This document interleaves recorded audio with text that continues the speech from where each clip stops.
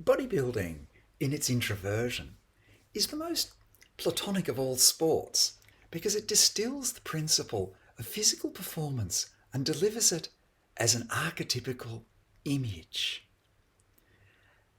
This muscular physique that varies greatly from person to person nevertheless aspires to an ideal. It's an imaginary template, not a superficial image, but an essential one. The muscular physique as somehow godly and beautiful. No other sport has a corporal form as its objective. Most sports are constructed as an episode in time, something momentary, usually a win by one competitor over others. The contest in that sense embodies nothing essential because the winner could have been one of the other contestants on another day, whacking the tennis ball in an entirely different sequence. Bodybuilding, on the other hand, isn't about what you can achieve in the moment, but how close you can approach an imaginary perfection, which is, let's say, the body at its most beautiful. For that reason, you can probably also see problems with the philosophy that no other sport runs into. I mean, the running and jumping and throwing don't depend on some spurious aesthetic absolute.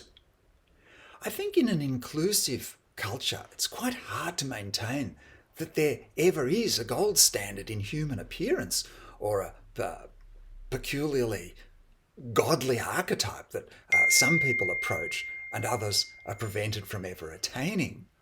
The paradigm is alienating to too many people, and I doubt that we can ever support it intellectually.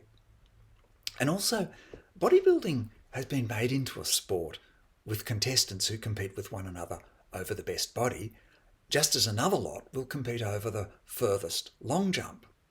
In its modern incarnation, bodybuilding is not only irksome in the exaggerated physiques that it cultivates, but riddled with drugs that distort and uglify people who nevertheless win titles by dint of their extraordinary bulk in the right places.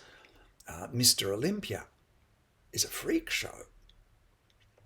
A lot of natural bodybuilders resent this grotesque circus because it not only ups the ante that disqualifies all natural bodies, but it seems to put bodybuilding either out of reach or out of mind, something insane and repulsive, unhealthy, counterproductive, because the enhanced lifters have a dangerous BMI and the drugs often end up being fatal.